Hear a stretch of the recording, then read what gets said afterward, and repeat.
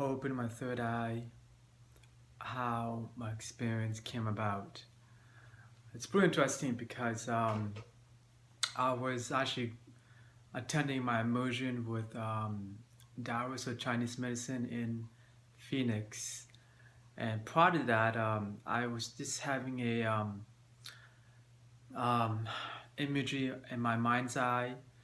So when I close my eyes, I see movies. Like if you were to take a remote and you fast forward all the channels in your mind's eye up here, yin ting or third eye or chen, I see images like a fast forward movies in all different channels at once. So I thought it was pretty cool, but I didn't realize what I was seeing. And I actually spent a couple of years trying to figure out how to activate this, how to open it. And I actually spent a lot of money. Don't do what I did.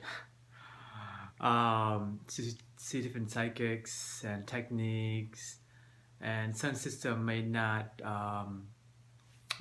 recommend you do it. Some people do. It really is up to you. If you want to do it, go for it. Don't be shy about okay, just go straight through with it, but make sure you ground yourself. I really recommend that if you were to do it, you need to strengthen the body, your physical body. In Chinese we call that Jing. And after that, then you need to increase your life force, your chi, your prana in your body.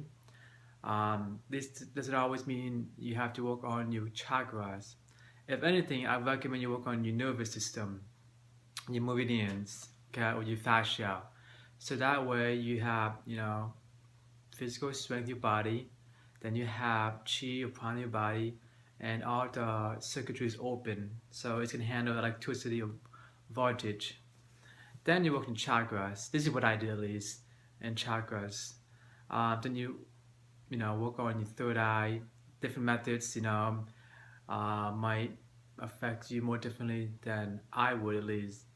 And I've done a lot. So, and sometimes just one day I realize it's open. But I did one, which is psychic, and man, that sucks. I spent like at least $3,000. It hurts a lot. So I hope you guys not doing what I did. Um, so anyway, so I did that. I actually used a pyramid. If you tie me the pyramid, you put a pyramid, right? An onyx pyramid, and you put it onto your lower dantian or the root chakra. I think I did on yeah, actually put it on the root chakra, and I meditated. And then as you're holding like this, the pyramid goes up to your spine, up to the head, your crown, and you meditate that. And you do that for an hour. I did that for an hour every day, and I did see imagery, stuff like that.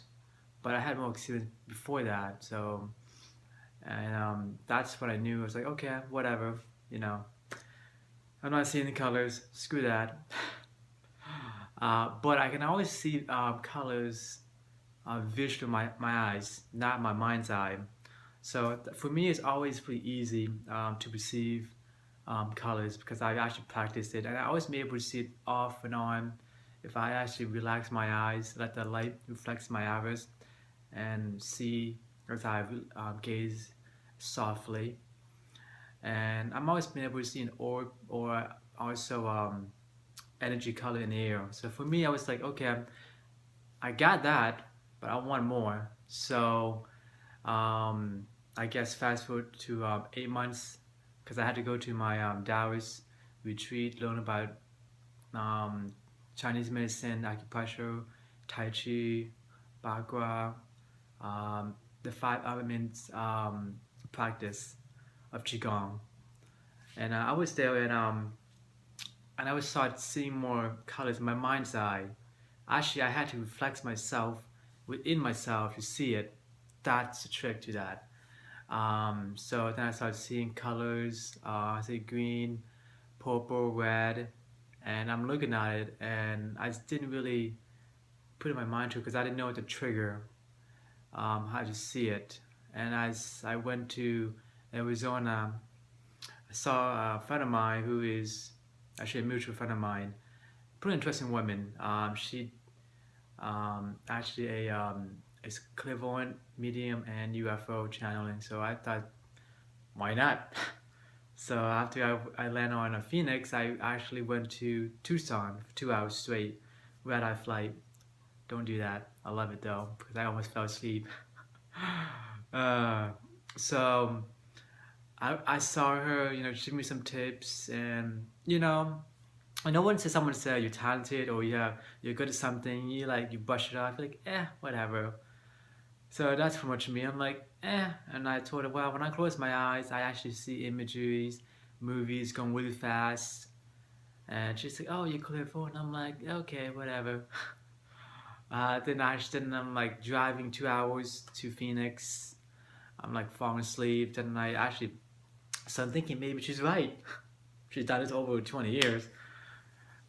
So then my master's. Um, it's pretty cool. As you can see, it's energy field aura, and it's actually strong. I've always been sensitive, so I can always sense energy. So it kind of confirmed me where they are. And when I came back, I really kicking in. I'm started seeing more colors, boom, boom, boom. And that's when I knew. I'm like, okay, I'm not making this up. And as a trainer, um, I actually asked my clients. I was like, hey, Todd, is this? You feel okay? I seen like dark blue and is milky, um kind of like a droopy aura. And I'm like, hey, you feel okay? What's going on? So it's because his wife said the same thing, and but I'm actually seeing it this time. It's cool. So I'm getting different validation and confirmation from everyone. So that's what I figure. You know, boom. That was like actually last week. I came back from my immersion.